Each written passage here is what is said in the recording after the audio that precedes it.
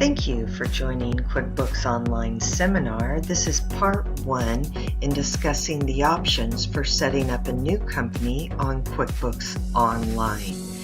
We will be learning about the features and benefits of using the QuickBooks Online, as well as navigating through the online system. My name is Tracy, and I have been helping clients use Intuit products since the early 90s. I have been an active member of the ProAdvisor program and started doing beta testing at Intuit. I hold QuickBooks certifications in desktop, online, and enterprise. I have many different clients I maintain, and I do trainings twice a week on Tuesdays and Thursdays.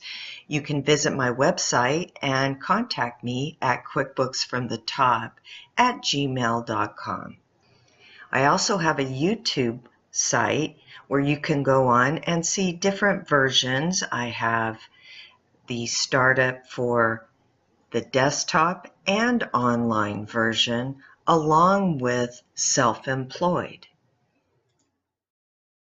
In part 1, we will discuss the option for setting up a new company on the QuickBooks Online, also learning about the features and benefits, along with navigating in order for you to get set up. In part 2, we will be going over your chart of accounts, the products and services, your vendors, customers, and time tracking, also employees if you are using payroll. Brad Smith, the CEO of Intuit, shared some statistics regarding the small businesses. 20% of them fail in the first year, 50% fail in the first 5 years, and your success rate goes up to 89%. Having your business organized in QuickBooks, being able to have a ProAdvisor or your CPA be able to follow your progress, be able to do budgets, and also be able to see a monthly profit and loss of your business so you can see when your high times are for income and your lows. It is a very powerful system, and I do enjoy using this. Topic 1 is converting from the QuickBooks Desktop to the QuickBooks Online. You can convert existing QuickBooks Desktop data to the online using a product tool built right into the desktop program. There's a process and steps you need to follow before the beginning of the conversion process. I would definitely recommend having someone like myself, a ProAdvisor online. You can also find one in your area that might come to your location. But we can also help. The great thing about the online version is that you have an option for someone else to receive a user ID, and you can set them up to view that with you and help you and look through your system to make sure it is all set up properly. Topic 2 is introducing the QuickBooks Online. Upon completion of this topic, we should be able to identify the benefits of using the online system and determine which subscription level is best for you. The technical benefits. This is a true cloud-based accounting software. QuickBooks Online, the application lives on the secure USA-based Intuit server, all with bank level 128 encryption. You are getting that all with the online version. You can further leverage the power of QuickBooks Online by building an ecosystem of apps that seamlessly integrate with the QuickBooks Online and add additional functionality and efficiency to your business workflow.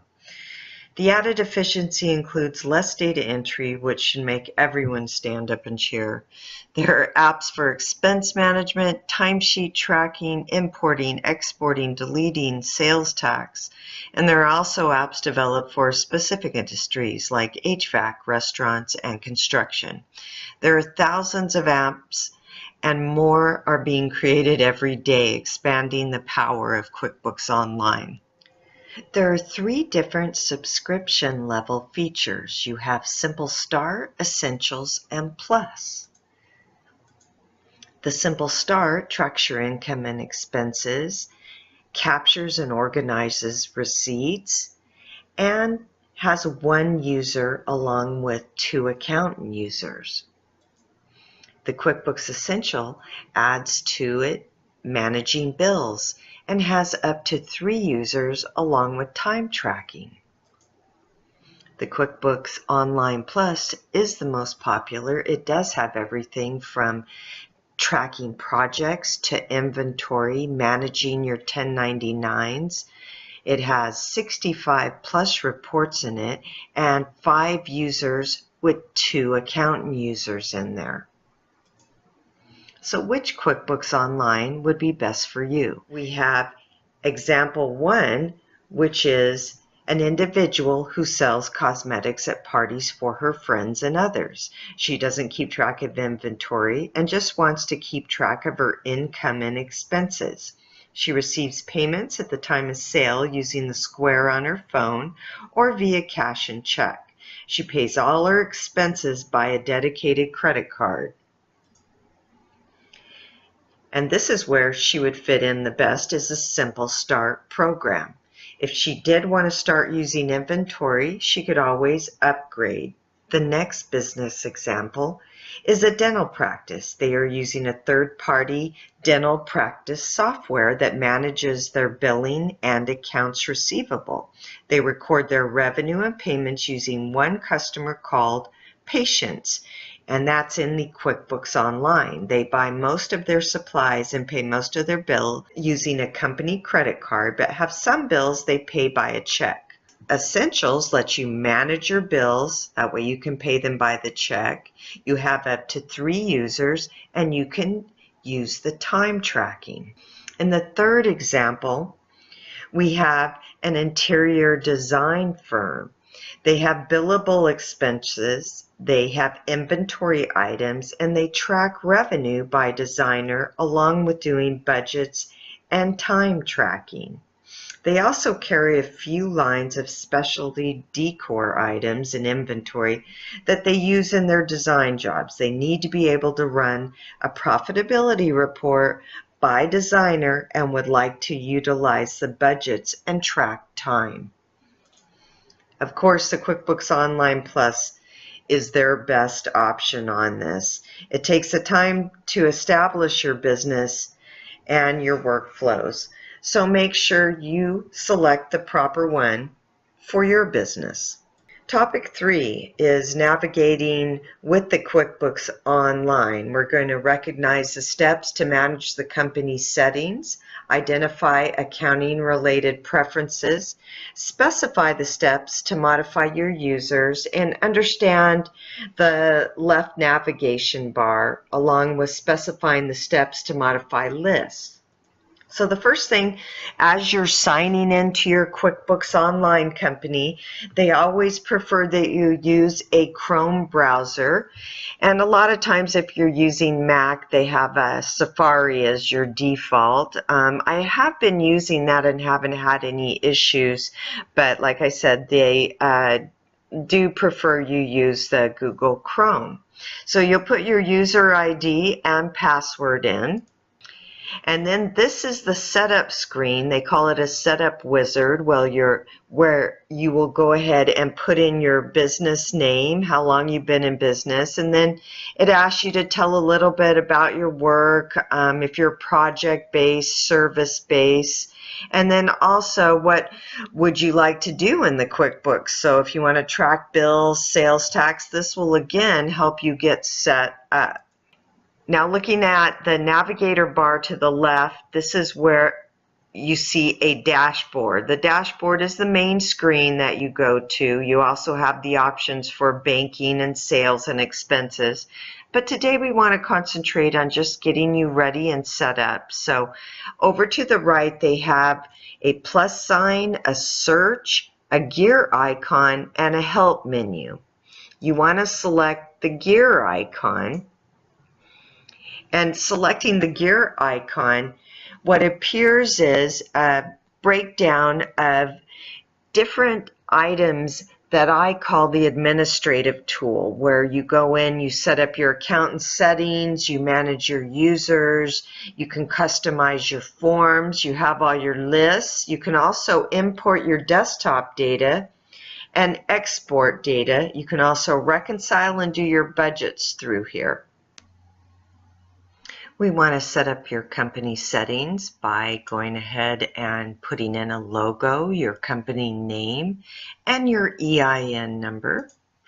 You want to select a tax form. If you are using TurboTax, it will seamlessly download into there. You want to have your contact information. Make sure you put your website on there. This will also show on your form like an invoice. And of course your address. Then you have your billing and subscription tab. In here, this will show your plan details, such as you have QuickBooks Plus, your company ID, and then you can also customize the look and feel of your forms for your customers. You can put a preference in if you want to turn on shipping or have a custom field. You can also include discounts and deposits by selecting on. The products and services if you're going to track your inventory along with quantity and price. You can also select to turn on the progress invoicing. A lot of that is for construction. You can have a default message, a nice message on all your invoices, like thank you for doing business with us. And then any reminders. Also the online delivery, so you can email your invoices to your customers along with your statements. Now under bills and expenses, we're going to look at setting up if we want to track expenses by a customer. You also want to show item table and expenses for purchase forms. And then you would turn on these items. You would also go to the purchase orders if you're going to use those and turn those on here. And then of course any default messages. In regards to payments, QuickBooks takes credit card payments and bank transfers. You can set it up through Intuit. You would just select Learn More.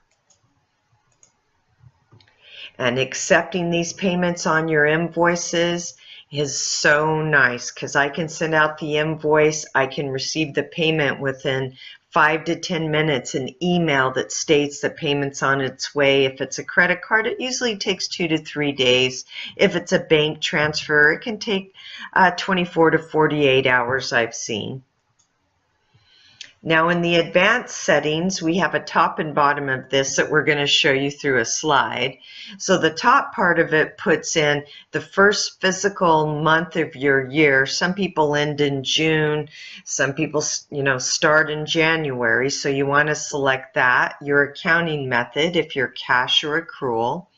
And this is where you can close your books. So say that you've closed the year out, you've got your financials done, you can go in here and close your books for that year, so it will give you a prompt if you try to open it, or it won't let other users open or change the information. Also, you can select your tax form and enable account numbers if you are using them. And then also you can track your categories by classes or locations. So say you have multiple business locations, you can have a separate profit and loss for the class and the location. In the advanced settings bottom, you have the automation, how to pre-fill forms with previously entered transactions. So say you go to Chevron, it remembers that you put that in fuel last time and it will automatically put it in there. You can also organize all job related projects. And then time tracking. You can also have currency. So if you have multiple currency, you can turn that on. And then other preferences are more of a personal preference, like your date format, number format, and warn if there's a duplicate bill number. I always turn that on. And adding a new user, you can add a custom user, or you can have the company administrator or someone that can only look at reports. And you also have an option. Time tracking means I can track someone's time. They can log into the system. It's not a charge to me if they're just using the time tracking only. Also in the custom forms is the style. So there are different ways that you can get a different design, and there are apps that do that, and then there's the design that's already in there, and you can go ahead and select from one of those and customize it. Now we're going to look at your chart of accounts. So the chart of accounts comes up. It's actually sorted by type, and you can sort that. This is assets, equity, income, cost of goods, and expenses. You can also sort it by name. And you'll see to the left on the navigation bar under accounting, you can go in there and do some QuickBooks Labs. I'll let you go ahead and read about that, but it's about how to import, your style or design of a template that you want to use for your invoices or what you want your customers to see. And you can do that under the QuickBooks Labs. The top navigator bar, and this is where you do your activities. You also have a search. Here's the gear icon, and then the help menu. And you'll find if you just type a question in there, it will take you to a form that will show the answers to what your question are, and probably go into a bit more detail. Also lists. So lists are like information. You can have a product list. You can also create reoccurring transactions. You've got your chart of account is a list in there. And those are all accessible under the gear. And you got the products, services, along with categories and custom forms if you do have those. And we also have attachments. In the Tools menu, this is where you can import your data. You'll notice to the left it says Import Desktop Data. You have up to 60 days, I believe it's 60 still, to import your data once you've created your online company. So that's real important. Also, your reconciliation function is under Tools. Budgets, like I said, beautiful. You also have an audit log, which is great because if you can see who's logged in, who's deleted transactions. I really like this part of it. So the import data, import your desktop data. You can see here you can import the customers, vendors, accounts, and any products and services. You can export data out to Excel. You reconcile. You can also do your budgeting, audit logs, and you can order your checks. Thank you for joining in part 1. I look forward to training you on part 2. And if you have any questions, you can always email me at quickbooksfromthetop@gmail.com. If you'd like to make an appointment on getting started with QuickBooks Online, you can also give me a call. And my number is on my website along with my email. Thank you again for watching.